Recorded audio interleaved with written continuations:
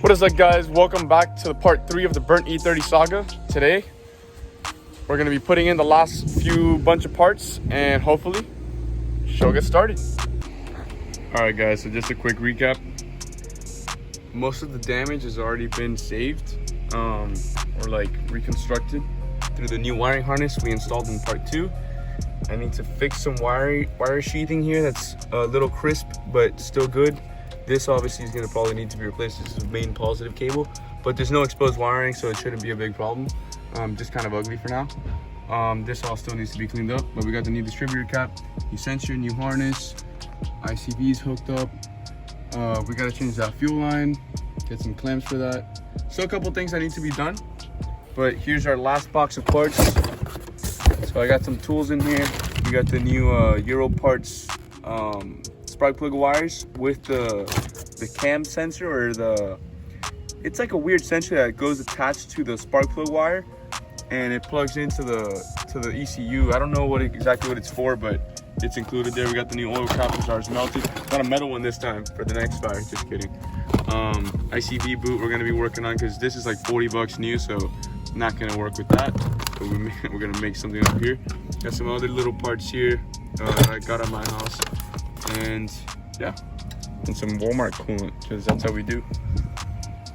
All right, let's get it rolling. All right, we're gonna film this in non-time lapse because it's very quick. I'm gonna show you how to properly install an oil cap. Step 1, buy the oil cap. Step 2, turn, and you're done. I'm a mechanic, what can I say? And that is a DIY on how to install your oil cap by KB. Alright guys, I'll see you next week. Thanks for watching.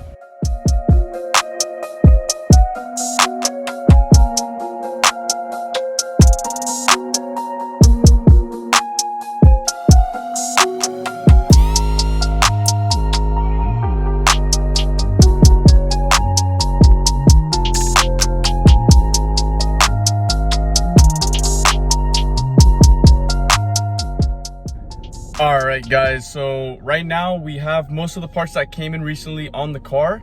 We are just this close to getting it started. All we need now is we need lock washers for the fuel pressure regulator, which I believe I mentioned in the last few videos that is the reason, in my opinion, that the car actually caught on fire. The previous owner may have not tightened down the fuel pressure regulator correctly, and it was missing the lock washers. So over months, weeks, time of use, the screws could back out and allow the fuel pressure regulator to pop off, which is exactly what I think happened to this car. So once the fuel pressure regulator popped off, it sprayed fuel everywhere. That's one possible cause for the fire in the car. Another cause that I think may have been it with the same fuel pressure regulator is that the owner tightened it down, but tightened it onto the O-ring instead of all the way down. So it was basically sitting just on the O-ring, and that tightened up against it, aside from the lock washers missing. So we're gonna make sure today that we tighten it all the way down with the lock washers, with the appropriate hardware OEM, and that the fuel pressure regulator will not loosen itself and come back up and cause another fire.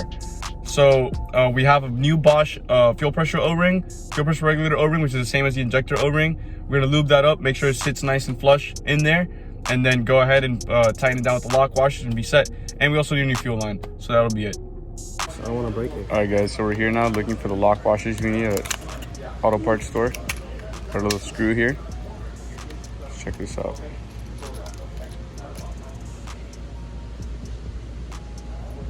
That works.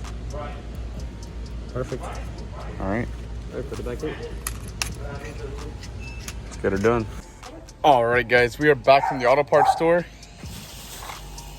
We have hopefully the last bag until start, and within the next few minutes, guys, we should have this burnt E30 back up and running. So hopefully things go well and a running car soon. All right, let's check it out.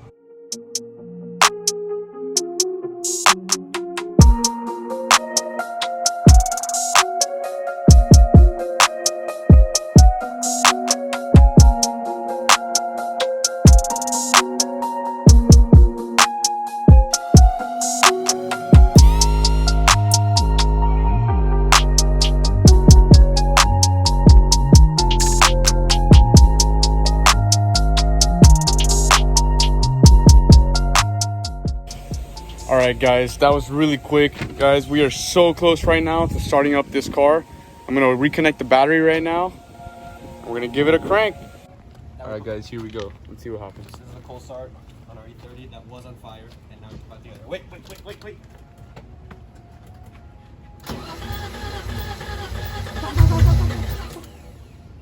Fuel leaking everywhere.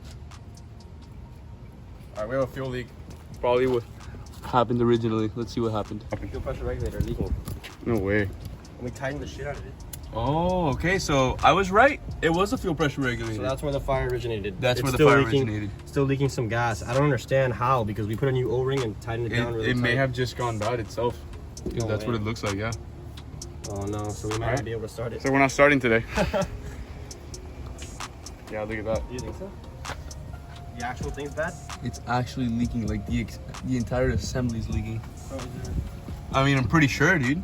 I mean, that's what it looks like. You want to take it apart? Yeah, let's see. Alright. All right, guys. So I did this real quick off camera. I pulled the fuel pressure regulator off because we were just, we're kind of really disappointed right now. We really expected it to start, but I guess we found the original problem now. So right here is a fuel pressure regulator.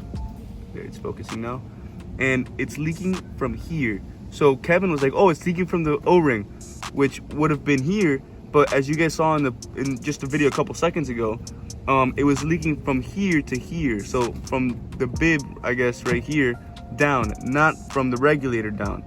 So a regulator, like from leaking from the O-ring, it would go up and just pour down. We wouldn't be seeing it leak from the actual regulator here. Sorry, it's out of focus again. So right there is our issue, guys. So I luckily have another fuel pressure regulator over at my house. We're gonna go ahead and pick that up. It's like 20 minutes away, and and hopefully we get it started today. So we just left my house. We got the parts here. We got the fuel pressure regulator, which I had laying around, lug nut that was missing because we realized that when we changed the rims. I don't think I've introduced you guys to the rims yet. And the lock washer for the battery that Kevin was complaining about. I don't know if you guys saw in the video, but with these, we should be able to get it started. So Look at that rice. oh, we got a little rice. Oh, you guys can probably hear it. Vroom, vroom, vroom, vroom. Show them some real torque. Oh, it's raining. Okay. All right, guys. We're back with you in a minute. Starting and we're driving it right now. Yep. All right, guys. After our second trip today, getting miscellaneous parts, we are going to try to start it. Hopefully this time there's no fuel leak again, so no more fires. And we'll be running in a few short minutes. So I'm gonna run you guys through. All right, we're not even gonna videotape the connecting the battery or anything else. We're just gonna cut straight to the starting. All right, let me give it a crank. Oh, it's recording. Wait, hold on. Don't do it yet. I won't. All right, guys. We're recording now. New fuel pressure regulator's on. I mean, new to me. It was in my shed, off my old E28. So we put that on. Put the new what's it called? Plugged in the fuel hose. Obviously tightened it up, and now we're gonna give it a crank and see what happens.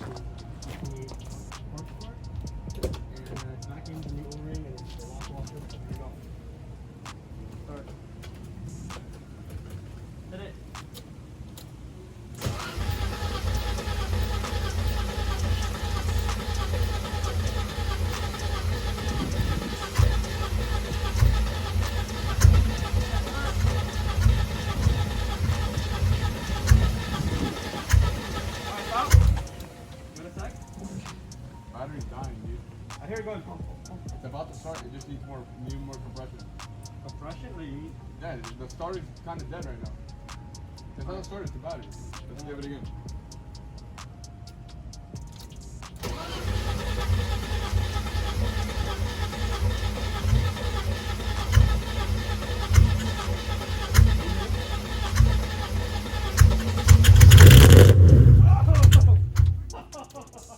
Is that the fan blade? Yo, it started! Woo! Like, fuck you! Alright, round two. Wait.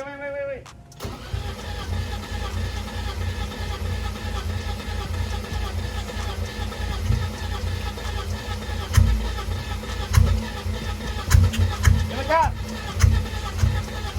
Alright, stop. The battery's completely dead on it.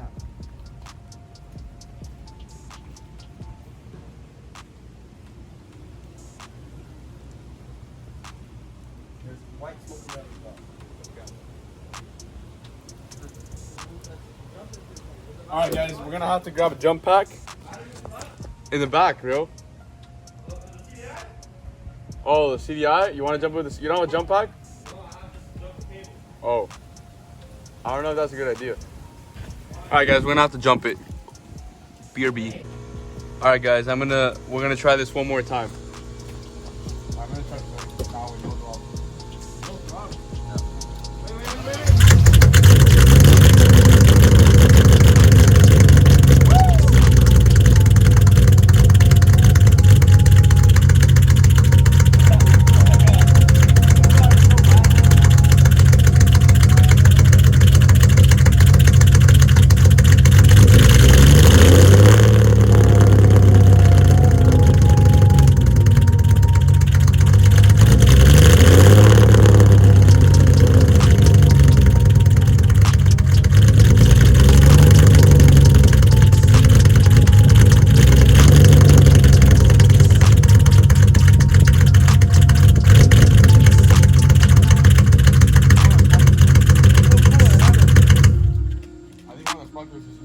Yeah?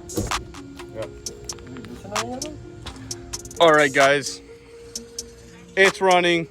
Goal accomplished for today. Over the next few videos, we're gonna go over what we started doing in this car.